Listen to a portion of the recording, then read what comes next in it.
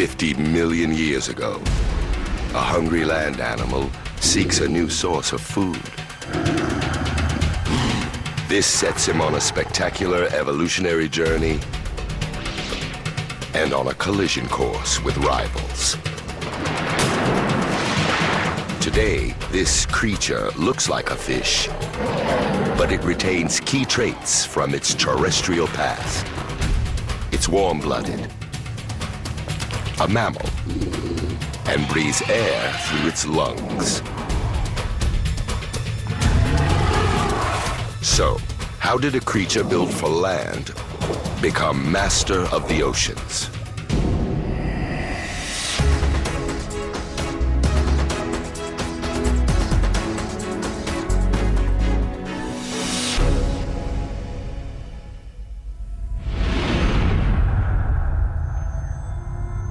Asia, Pakistan, the Suleiman Mountain Range.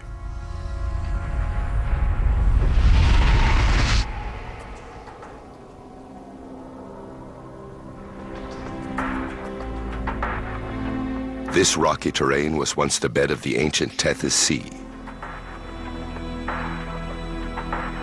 Locked away in this rock are the secrets of ancient marine life and death.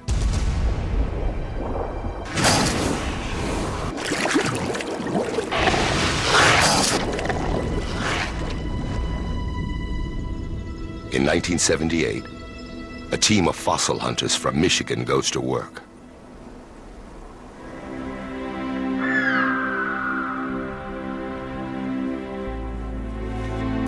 Paleontologists are time travelers. They visit the ancient past by digging into the earth.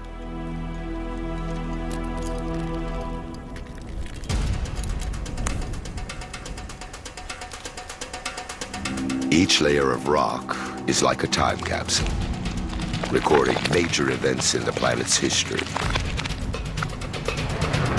Asteroids, natural disasters, climate change. It's all recorded in layers of rock, planet Earth's DNA.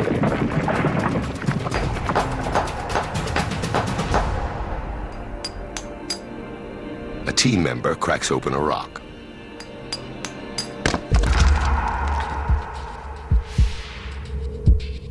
Inside is a fossil, unlike anything they've seen before. This fossil sends one man on a voyage of discovery.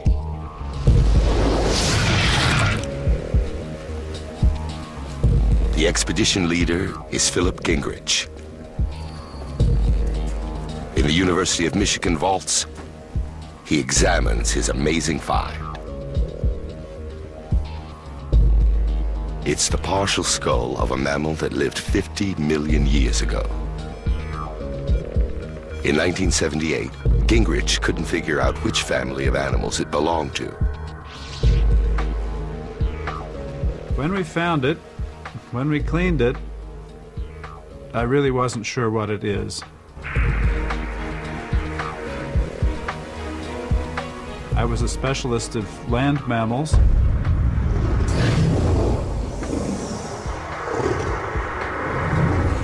And it didn't look like anything I knew.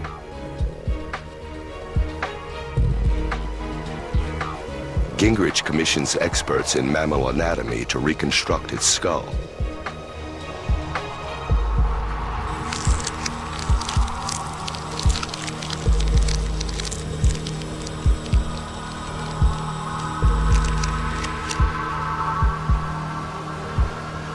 Gives you an idea of what the whole skull might have looked like. This is real and this is reconstructed, but it's reconstructed following the plan of a typical mammal.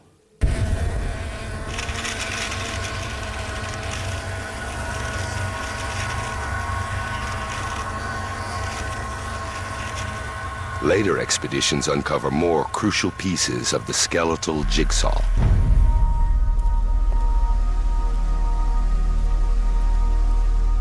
Finally, this enigmatic animal comes to life. I think it would have 4 limbs. I expect probably it had short hair, and they still have hooves. If we think it's a land animal, we'd expect it to look wolf-like. But Gingrich still can't identify which order of the animals it belongs to.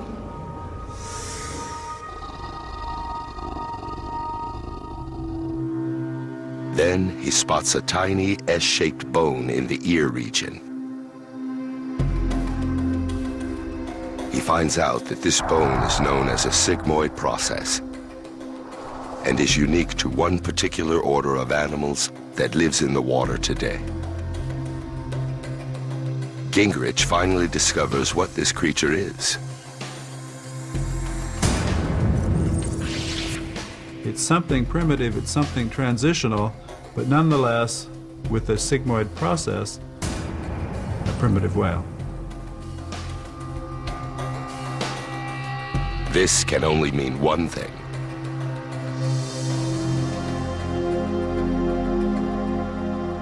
The modern whale began life as a land animal. To find out how a land animal evolved into the modern whale, we must return to ancient Pakistan.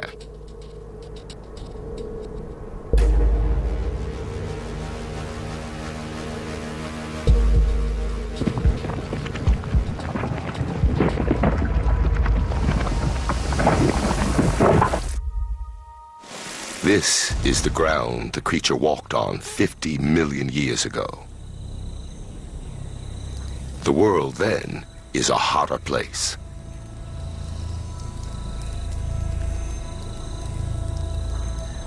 In this region that is now Pakistan, higher temperatures likely create an arid environment.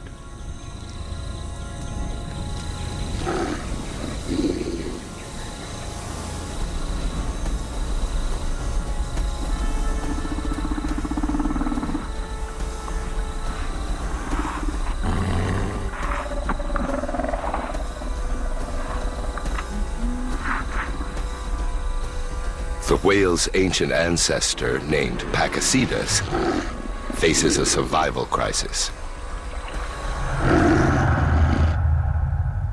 It's the shape, size, and weight of a modern wolf, and lives on a diet of plants and small animals. But climate change is wiping out his food supplies. He needs to find a new food source, and quickly. The ancient whale takes its first tentative steps into walk.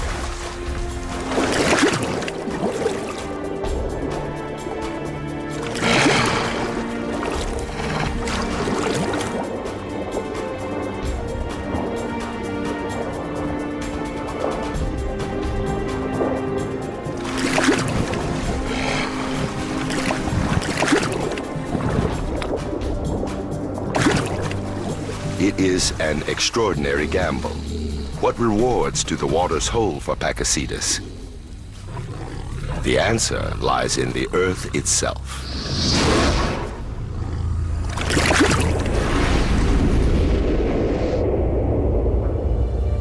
"50 million years ago, the land masses of planet Earth drift further apart. This creates new ocean currents.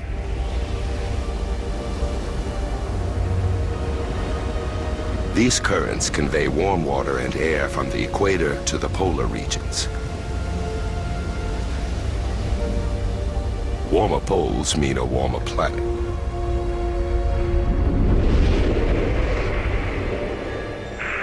Hotter temperatures can boost photosynthesis, producing an abundance of marine life. Pakasidas finds a banquet of food in these shallow waters.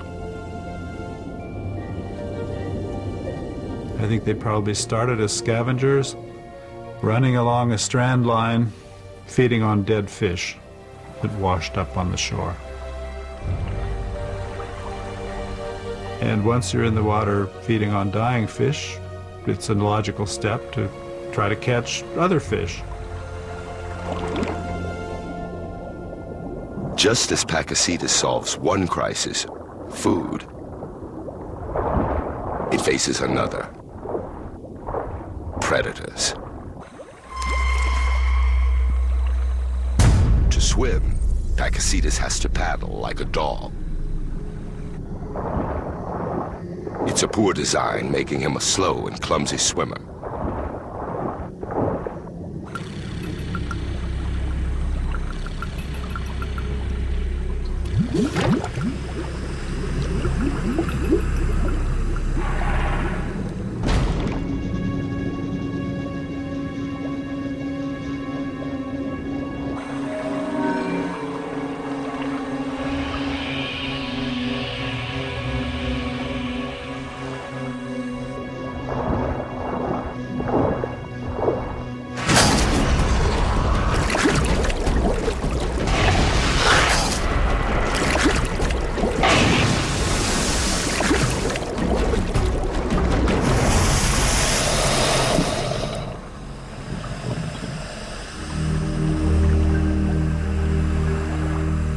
Then, 50 million years ago, Pakicetus disappears from the fossil record.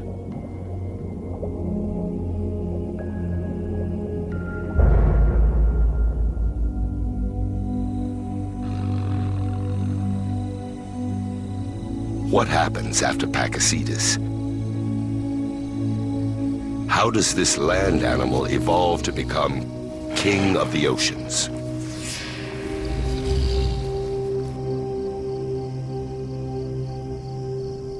Here.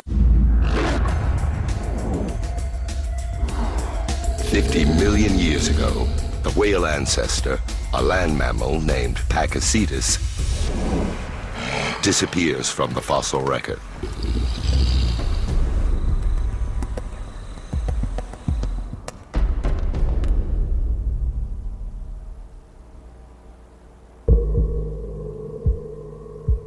In 1994, 16 years after Philip Gingrich discovered the remains of Pakicetus, one of his former students makes the trip to the same region of Pakistan.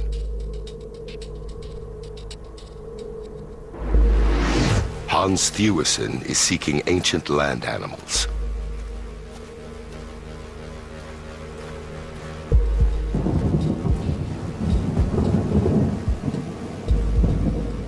In rock dating back 49 million years, he discovers the bones of an unknown creature.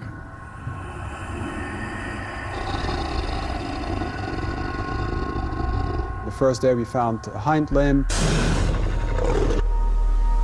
The next day we found some vertebrae and some ribs. And the third day we finally found the skull. And I still didn't know what it was.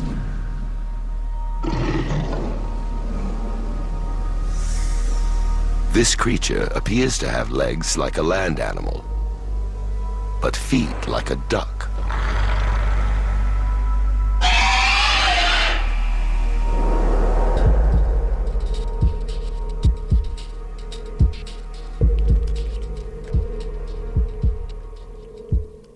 I got very frustrated with the fossil having this beautiful skeleton and not knowing which animal this was. Then he spots a bone unique to one order of animals living today. And then it struck me, this is an ear bone, and it's the ear bone of a whale. That finally made the penny drop. And I realized that now we finally found this amazing skeleton. And this transitional whale, a whale with legs.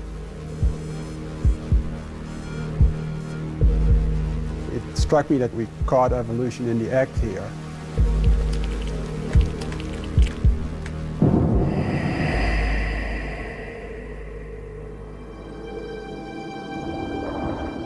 This is why Pakicetus disappears. It simply evolves into a new species. Poor swimming skills make Pakicetus vulnerable, so it adapts in 3 key ways to swim better. His tail develops muscles and flattens like that of an otter.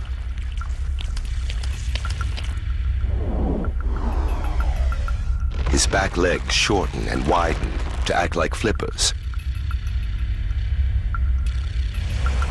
He becomes more streamlined.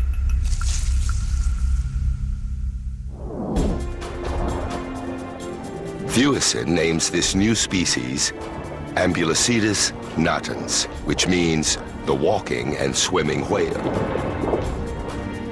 Sometime in the ancient past, a whale ancestor evolves the skills to live permanently in the oceans.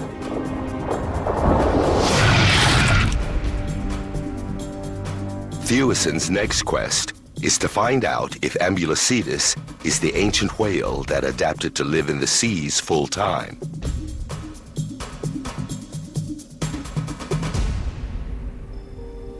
If a land animal drinks seawater, it can be lethal.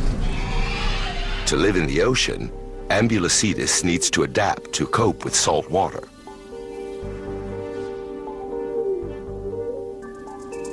This ancient whale's kidney isn't preserved, so scientists look elsewhere for clues.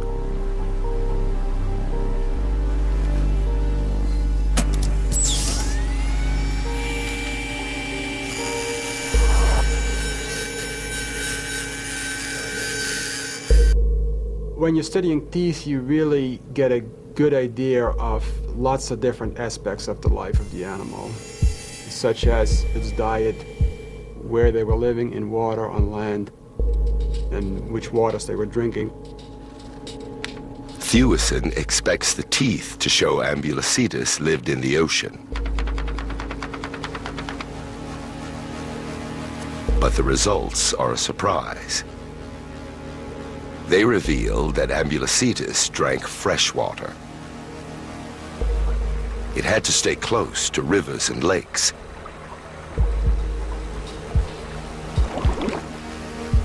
This whale ancestor still lives primarily on land. We were surprised because modern whales can drink seawater. Their ancestors were land mammals and therefore freshwater drinkers. So somewhere that transition had to happen, moving from fresh to sea. But it hadn't yet happened 49 million years ago, and this raises an intriguing question.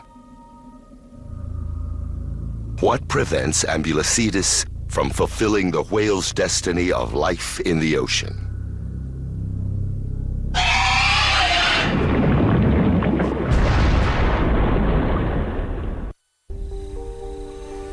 "50 million years ago, the whale is a wolf-like land creature that hunts in shallow waters. 1 million years later, it evolves 3 key features to swim better: a stronger tail, legs, and a more streamlined body.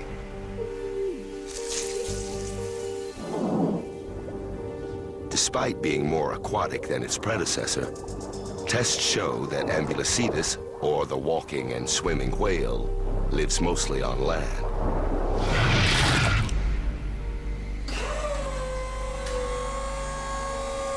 To find out why, Thewison returns to the skeleton.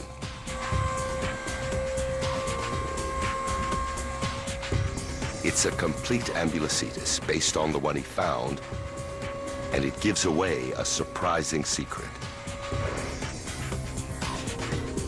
This species has a large head and body, but relatively small hind legs.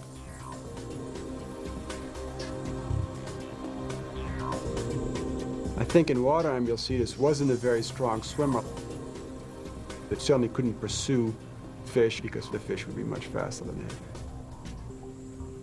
We think that it was a predator. It'd probably hang out in shallow water, sort of hidden, and waited for prey to come up to it and then would lunge to catch them.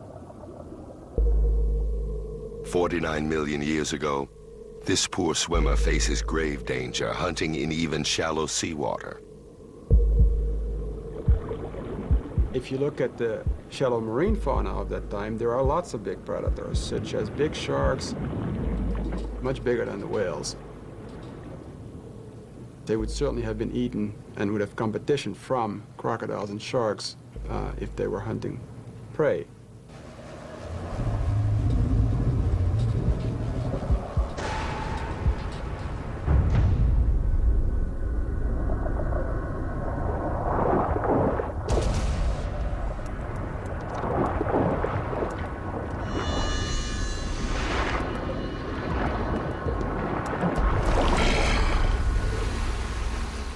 Was it safer on land?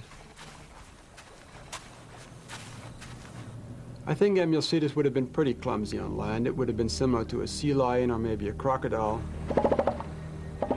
They would have been slow, lumbering, and mostly with their bellies on the ground as they were resting on land. Poor in both land and marine habitats, 49 million years ago, Ambliocetus vanishes from the fossil record.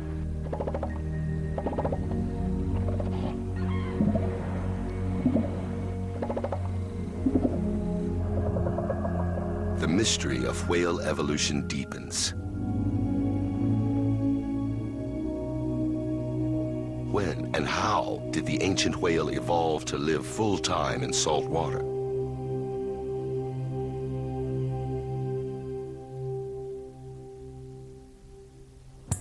Scientists work to discover the secret to its transformation from clumsy land animal to master of the high seas.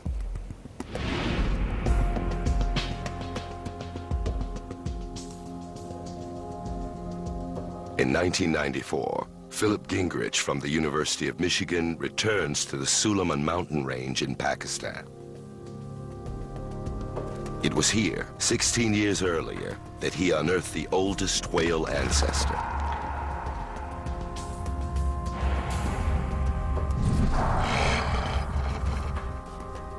His quest now is to find the first ancient whale that lived permanently in the sea.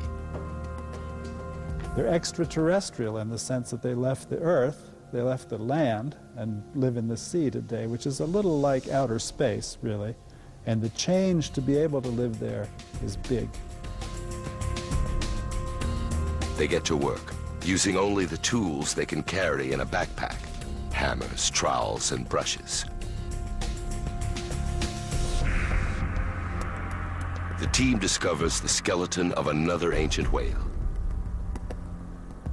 They wonder if this species could be the elusive missing link that cut its ties with fresh water.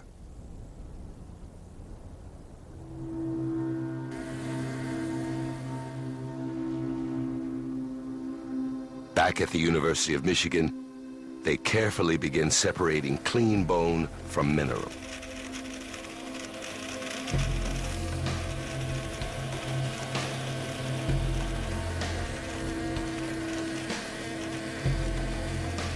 Tests on the mineral rock reveal this creature lived 46 million years ago, 3 million years after Ambliocetus.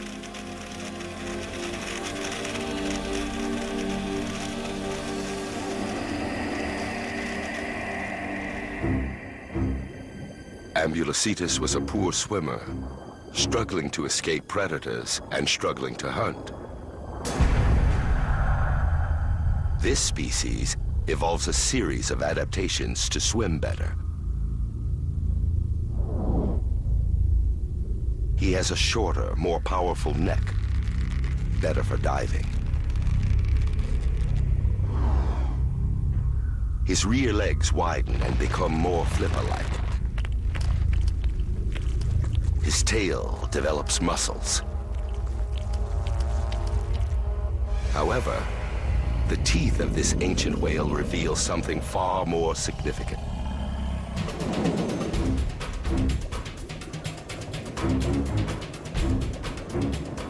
Just 4 million years after the whale ancestor Pakiscetus first enters fresh water, This whale lives permanently in the sea. This is the first whale that really took to the sea. And to be honest, we didn't believe it. The secret to its success and the survival of the entire whale species lies in a tiny but ingenious device inside its trademark ear.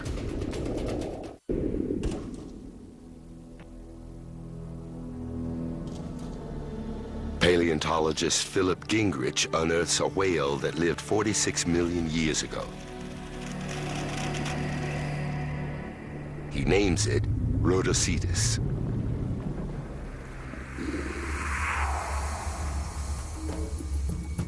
Inside Rhodocetus is the key to an age-old mystery. How did the ancient whale, a land mammal, adapt to survive in the ocean?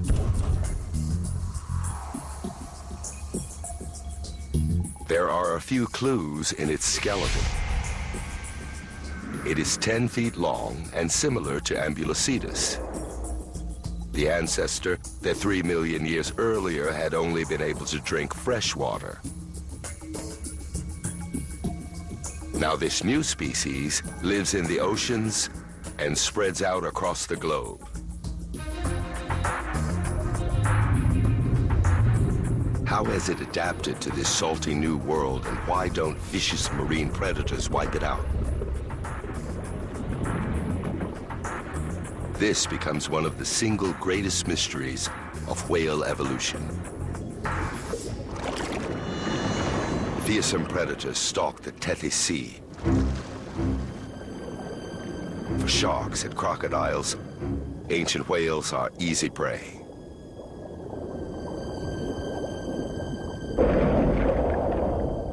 To survive, Rhodocetus must find a way to escape predators. The key to how this ancient whale survives the ocean is hidden inside its most distinctive feature, the ear.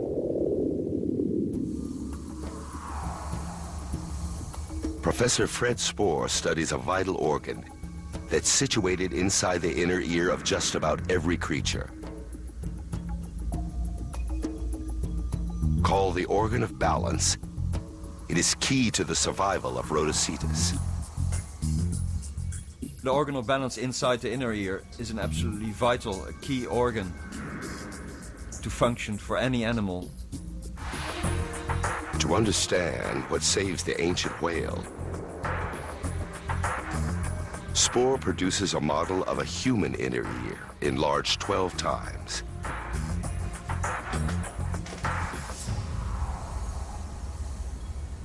The organ of balance consists of 3 canals at right angles filled with fluid. The fluid moves when the head moves. Nerve cells register these fluid movements and send signals to the brain. The brain instantly decodes these signals and adjusts the body's balance so it doesn't fall over. However, acrobatic behavior causes the liquid in the inner ear to slosh around, sending scrambled messages to the brain. This causes dizziness. The inner ear controls balance. But how did it tilt the balance of survival in favor of the ancient whale? Spoor finds the answer when he compares the human ear to that of the whale. If we now, for comparison, actually look at the inner ear of a whale that has also been enlarged 12 times, then we can see that there's not that much overall difference in size, even though whales are, of course, much larger than humans are. However, the enormous difference is that the bit that deals with balance, here and here, is enormously reduced in the whale. The whale's inner ear is so small that the liquid inside barely moves.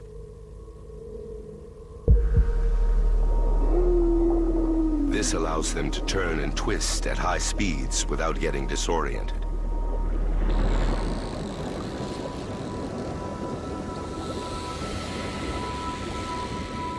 Some 45 million years ago, the ancient whale's organ of balance was shrinking.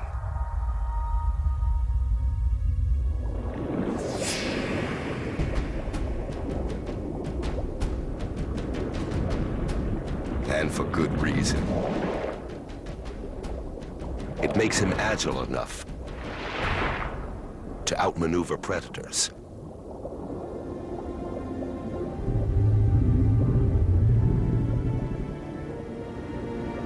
Rhodocetus survives and continues to evolve.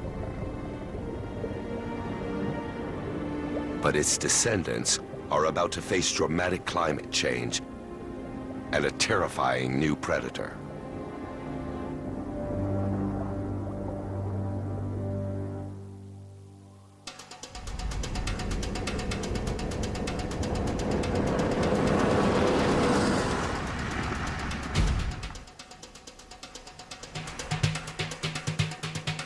Egypt, the Western Desert. 93 miles southwest of Cairo, these parched sands harbor secrets more ancient than the pyramids. Philip Gingrich has been excavating this site since 1983. In that time, he's unearthed giant whale skeletons. These ancient whales are so large, they're named Basilosaurus, which means king lizard. But what are these whales doing in the desert? Of course, the whales didn't really live in the desert. This was all a shallow sea before, and one that was full of sunlight, clear water, teeming with life, including archaic fossil whales. It's an 18-meter long, 50-foot long whale that you simply can't miss. Being so large, there's no doubt that Basilosaurus was the top carnivore, the top predator in this ecosystem. The equivalent, if you will, of T-Rex farther back in the past. 39 million years ago, this is the bed of the ancient Tethys Sea.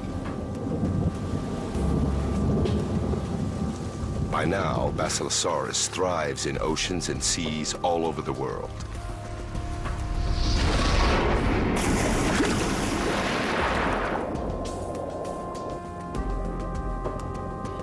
Especially in the food-rich waters of the Tethys Sea. Basilosaurus has evolved a set of impressive tools for hunting. Exceptional eyesight, improved underwater hearing, and a long, thin body shape to hunt in shallow waters. And from its terrestrial past, it retains two useless remnants. The most interesting thing about Basilosaurus is the retention of hind limbs with all the bones right down to the tips of the toes. So they are a vestige of a former life on land. Basilosaurus weighs in at a massive 13,900 pounds. Its change in size turns it from the hunted into the hunter. Now, the tables are turned on an old foe.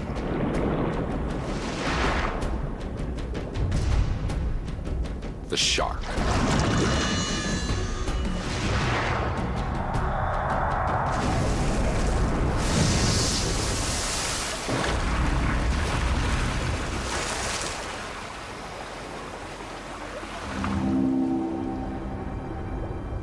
Sharing the waters of the Tethys Sea with Basilosaurus is a smaller, more vulnerable whale species. The Durodon whale most resembles a modern dolphin. It has a powerful vertebral column and short flipper-shaped forelimbs. And like the modern dolphin, it has a tail fluke. However, at just 16 feet long, it's much smaller than Basilosaurus.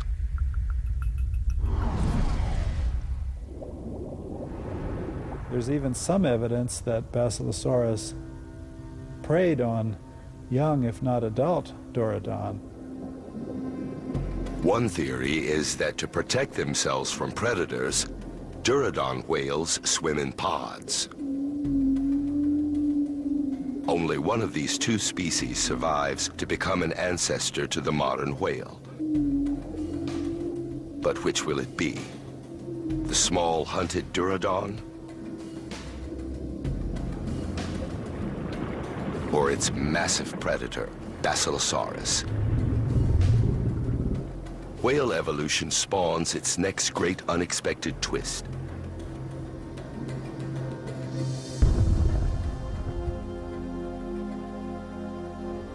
Fossil records show that 36 million years ago, the mighty Basilosaurus dies out. Researchers want to find out why. Gingrich has been trying to solve this conundrum for many years. He looks for clues to the mystery beneath the sands of the Western Desert.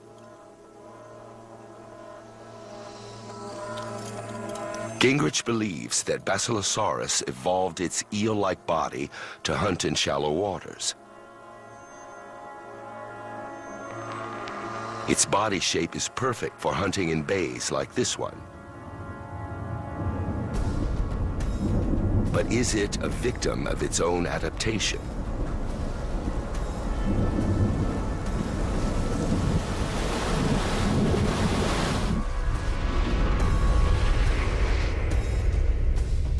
"35 million years ago, planet Earth is changing dramatically. Oceans continue to cool. Antarctica has split from South America and develops a permanent ice cap.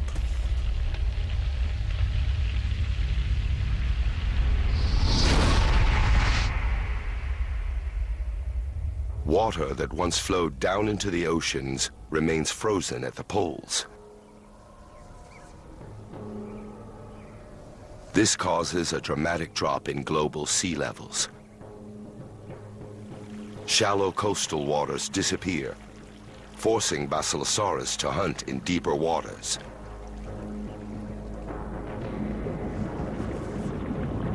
Its eel-like body struggles in this deeper water. It lacks the power to dive.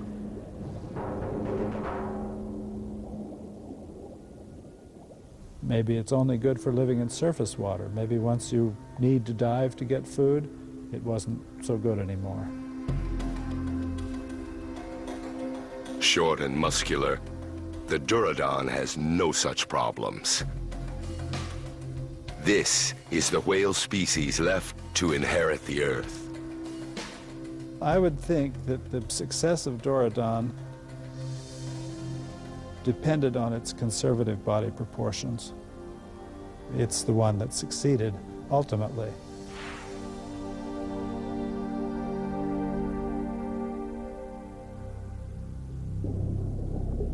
Dorudon survives, but the future of the whale species is in grave danger. Later ancient whales face what many consider the most terrifying predator in history.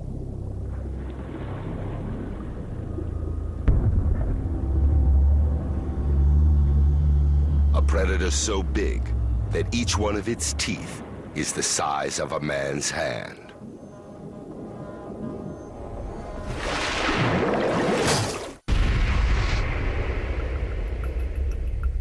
A dramatic twist in the journey of the modern whale takes place 30 million years ago.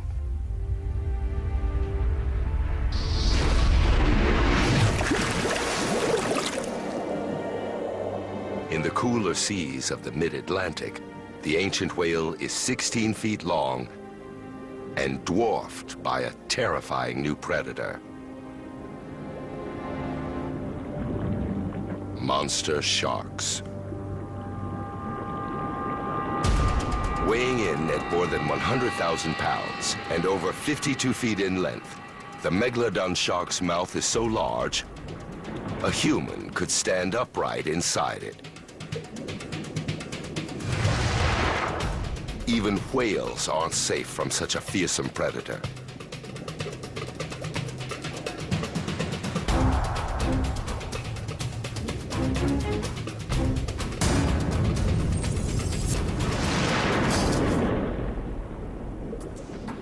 Megalodon stops dead in his tracks.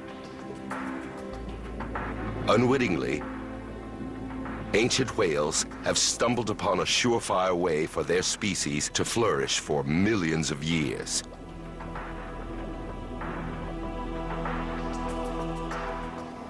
To escape, they head away from the equator towards the new, chillier polar seas. Thanks to their warm blood, they can handle the cold water. But their predator can't. Sharks are cold-blooded. Their body temperature is the same as the waters in which they live. In colder water, their bodies shut down. Megalodon was tied to a warmer sea and didn't survive this new cold world. These polar waters are safe from Megalodon and rich in food supplies. But the whale's problems are far from over. The ancient whale must develop the most sophisticated marine tools in the natural world.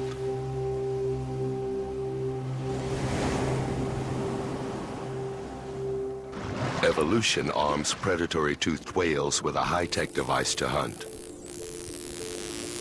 sonar.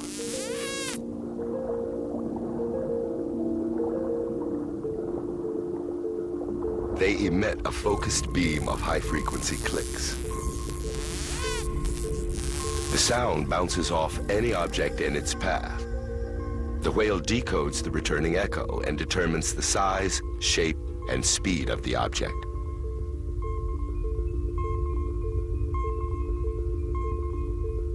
Known as echolocation, the whale uses this to pinpoint and then swoop in on shoals of fish. And their bodies automatically adapt to hunt in deeper waters.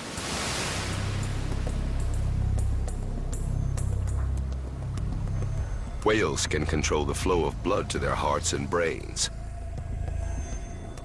As a result, they don't suffer a lack of oxygen on deep dives. This leaves them free to engage in typical mammal behavior, like mating, socializing, and showing off. Especially the most expressive members of the whale family, dolphins. They're big-brained. Dolphins and porpoises are big-brained relative to their body size. They're very personable. If you ever meet them face to face, you have a sense that there's a sentient being there that reminds us of ourselves, I think. Today, there are more than 80 whale species. The largest is the blue whale. It has a heart the size of a Volkswagen Beetle, and the tongue the size and weight of an African elephant.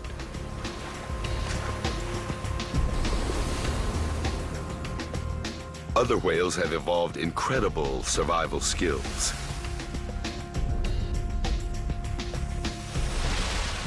The gray whale can swim more than 12,000 miles in an annual migration.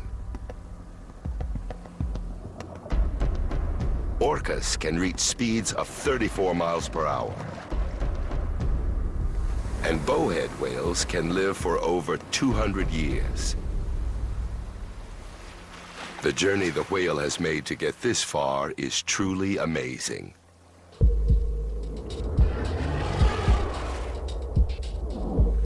From its wolf-like ancestor, it struggles between land and water before finally adapting to the ocean.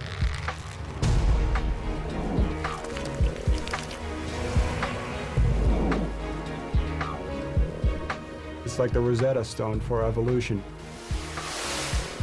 A lot of textbooks use the whale as their example for evolution because it's now so well documented. I like it because it's big, and I like it because it's backwards.